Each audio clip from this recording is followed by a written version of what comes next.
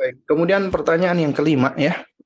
Setelah mendengar penjelasan dari psikolog semalam ya, sepertinya dari Bu Tari ya. Saya menyadari bahwa tidak semua guru dan sekolah mengerti akan ilmu tumbuh kembang anak. Memang benar ya. Tidak semua guru dan sekolah dan tidak semua orang tua juga ngerti tentang tumbuh kembang anak ya. Sehingga muncul pertanyaan saya sebagai orang tua. Bagaimana kami bersikap ketika menemukan sekolah yang kurang peduli dengan sensory development anak sehingga jatuh pada judgement? Karena kami berada di persimpangan untuk menyekolahkan anak di sekolah yang sudah bermanhaj sunnah tapi kurang pengetahuan tentang tumbuh kembang anak. Atau bersekolah umum tapi bisa memperlakukan anak dengan baik sesuai usianya. Jazakallah khairan. Nah, barakallahu fiq. Ini mungkin adalah pertanyaan dan mungkin ini adalah suatu apa ya? Ibaratnya itu uh, ungkapan hati ya dari sebagian orang tua ya, yang mungkin kecewa dengan sekolah-sekolah yang berlabel sunnah. Mohon diperhatikan ya, para ayah bunda, saya menyampaikan ini tidak ada maksud niat sama sekali mengkritisi sekolah-sekolah sunnah secara spesifik, tidak. Ya, kita semua sama-sama saling belajar. Tapi kita di sini adalah, mari sebagai orang tua kita coba bersikap kritis ilmiah. Ya, nah, jadi yang pertama, tidak semua guru dan sekolah ngerti tentang ilmu tumbuh kembang anak, memang iya benar. Ya. Nah, kemudian kalau ditanya bagaimana kami bersikap ketika menemukan sekolah ya yang kurang peduli dengan sensory development anak sehingga jatuh kepada judgment. Nah, jadi nasihat saya adalah kalau kita tahu ada sekolah seperti ini meskipun dia berlabel dengan label sunnah atau yang semisalnya, maka ketahuilah ya, memberikan label sekolah dengan label sunnah itu berat, nggak mudah. Tapi bukan artinya nggak boleh. Biasanya diberikan label sunnah hanya sekedar untuk membedakan, oh ini berarti guru-gurunya adalah guru-guru yang insya Allah sudah berada di atas akidah dan manhaj yang sesuai dengan sunnah. Jadi kita berhusnudzon. Tapi bukan artinya pasti gurunya sunnah, belum tentu gitu loh. Karena ini kan masih klaim ya kan, ini kan masih dugaan. Ya, artinya sekolah sunnah belum tentu benar-benar sunnah. Demikian pula sekolah yang tidak berlabel sunnah belum tentu bahwasanya berarti tidak ada sunnah padanya sama sekali. Nah, ini penting ini untuk kita pahami.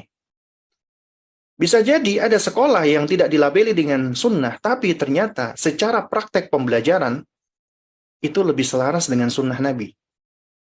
Coba kita perhatikan. Nabi Shallallahu Alaihi Wasallam itu sudah memberikan isyarat pendidikan, memperhatikan fase-fase perkembangan anak di dalam hadis sholat. Ini udah diistimbatkan oleh ulama kita. Ya, dan ulama-ulama kita, ya salafan wa khalafan dari dahulu sampai sekarang, mereka ketika memperhatikan tentang perkembangan dan pendidikan anak, mereka sudah memperhatikan tentang fase-fase perkembangan pada anak gitu loh. Ya. Dan tiap fase itu ada perlakuan, ada penanganan, ada pendekatan yang nggak sama.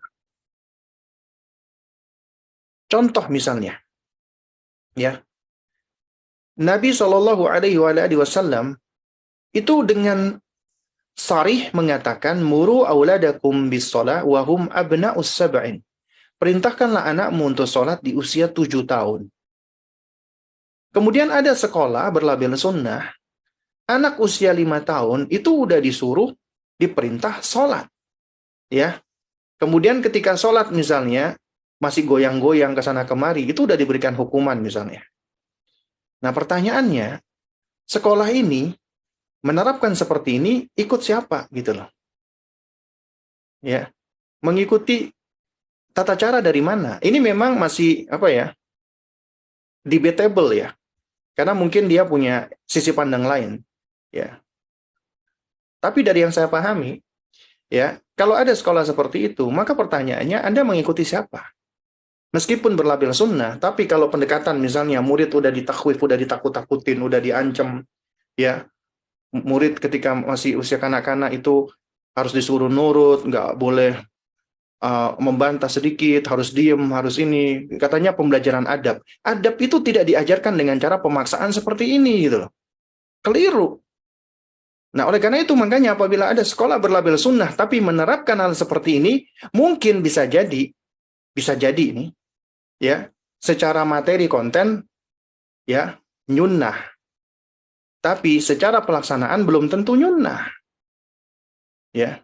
Oleh karena itu makanya dalam hal ini kita tetap harus open minded gitu loh. Ya. Nah, jadi jika ayah bunda curiga anak menunjukkan adanya perkembangan sensori yang tidak optimal, maka yang harus dilakukan adalah ya kita coba konsultasi dengan profesional, orang-orang yang profesional, orang-orang yang memiliki otoritas dan kredibel, thiqah, ya. Sehingga apa? Sehingga kita bisa tahu nih ada problem apa, dan kita sebagai orang tua jangan sampai kita denial ya tentang kondisi anak kita yang memang membutuhkan bantuan profesional misalnya. Karena semakin cepat didiagnosa, semakin baik. Dengan izin Allah tentunya. Tapi kalau semakin ditunda-tunda malah bukan semakin baik. Nah, jadi ini bisa jadi ujian. Misalnya ada di antara Anda yang menyekolahkan anak di sekolah sunnah, tapi ternyata anak kita itu kok tidak sebagaimana yang kita harapkan atau inginkan ya. Artinya dia kok bukan mengalami perkembangan tapi malah kemerosotan misalnya. Dia malah muram, malah sedih, malah nggak mau sekolah, malah depresi, malah stres, malah trauma, dan semisalnya. Nah, berarti ketika kita memilih, itu ada tanda kebaikan.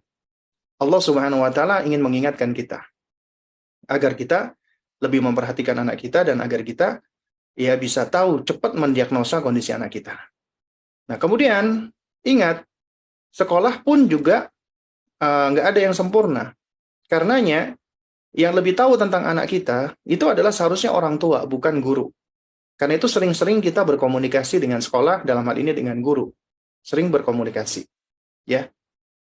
Dan kalau misalnya anak kita itu didiagnosa ada suatu kelainan misalnya, dan ini bukan aib sebenarnya, karena banyak di antara orang tua yang mengalami ini sadar atau nggak sadar, ya ada yang merasa malu, padahal kita nggak perlu merasa malu ya.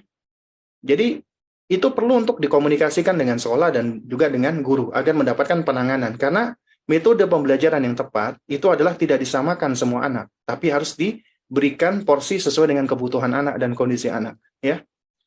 Nah, baru kemudian sampaikan kepada sekolah atau guru kira-kira apa ini yang dibutuhkan oleh orang tua untuk bisa turut mendukung tumbuh kembang Ananda. Di sini akhirnya kita juga bisa belajar. Ketika mencari sekolah, apalagi sekolah anak usia dini, maka jangan cuman kita melihat dari sisi labeling atau nama.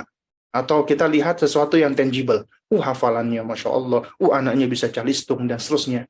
Tapi lupa dengan faktor-faktor yang menunjukkan kemanusiaan anak sesuai dengan fase perkembangannya.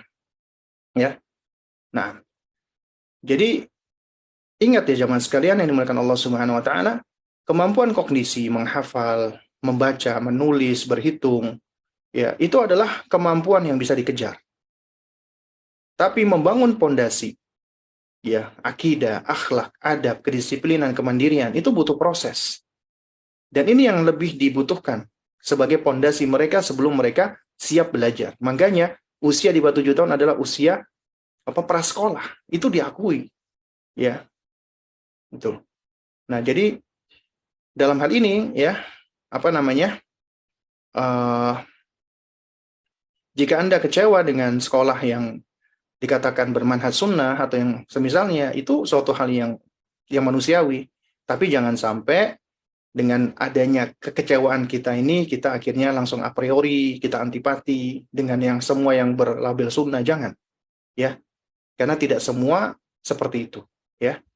Jadi ini menjadikan kita untuk bisa terus belajar, memperbaiki diri, dan kita berusaha untuk mencari partner yang lebih tepat dan lebih layak untuk anak kita. Nah, untuk kita dan anak kita. Wallahu a'lam bishawab.